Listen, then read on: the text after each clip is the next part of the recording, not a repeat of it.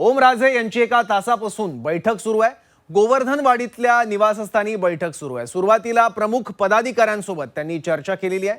बैठकीत तालुका निहाय चर्चा ते करतायत। पदाधिकाऱ्यांसोबत वन टू वन संवाद साधतायत। बैठकीला तानाजी सावंतांचे कार्यकर्ते उपस्थित आहेत। उद्धव ठाकरेंचे आमदार कैलास पाटील हे या बैठकीसाठी अनुपस्थित आहेत। बैठकीनंतर तानाजी सावंत ओमराजेंची भेट घेणार आहेत। आजच्या बैठकीनंतर ओमराजे उद्या भूमिका स्पष्ट करणार आहेत।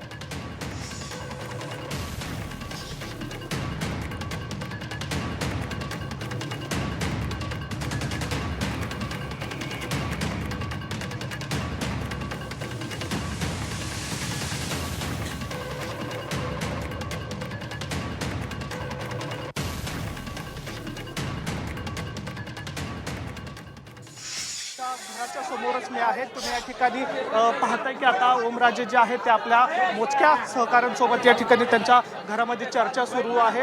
तालुक्यातील जे प्रमुख कार्यकर्ते आहेत त्यांना घेऊन ते या ठिकाणी चर्चा करतात। खरं तर आज ते आपली भूमिका जी आहे ती जाहीर करण्याची शक्यता सुद्धा या ठिकाणी वर्तवली जात आहे। या ठिकाणी आपण जर बघितलं तर त्यांच्या घरासमोर अनेक कार्यकर्ते जे आहेत ते मोठ्या संख्येने या ठिकाणी दाखल झालेले आहेत। त्यांची नेमकी काय भूमिका आहे ही समजून घेण्यासाठी त्यांचे कार्यकर्ते जे आहेत ते मोठ्या संख्येने या ठिकाणी दाखल झालेले आहेत।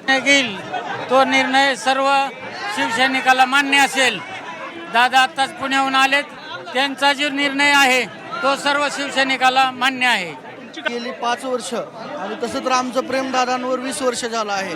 पवनराजे हत्याकांडाचा निकाल जरी दादांच्या विरोधात गेला तरी आम्ही एक परिवाराचा हिस्सा म्हणून त्यांच्याकडे बघतो आणि येणाऱ्या काळात ओमदादा ज्या पक्षात जातील जिथं जातील तिथं आम्ही दादांच्या सोबत राहणार खंबीर। संपूर्ण महाराष्ट्र वाट बघत होता ती बैठक सुरू झालेली आहे। या बैठकीमध्ये सुरुवातीला ओमराजे या जिल्ह्यातले जे प्रमुख पदाधिकारी आहेत जे तालुका वाईज पदाधिकाऱ्यांच्या बैठका घेत आहेत त्यांच्याकडून समजून घेत आहेत। ते कुठलाही सध्या निर्णय देत नाहीत, मात्र कार्यकर्त्यांचं म्हणणं काय आहे हे समजून घेत आहेत। आता सुरुवातीला एका तालुक्यांचा आणि जिल्ह्यातल्या प्रमुख पदाधिकाऱ्यांची ही सगळी बैठक आहे।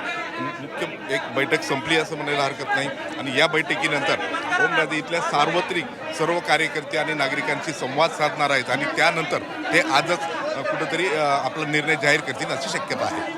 प्रकरणाचं चित्र क्लिअर होईल आणि ऑपरेशन टायगर जे आहे ते सक्सेस झाले आहे, काही यशस्वी जे झालेले आहे ते काही मिनिटांमध्ये कळेल।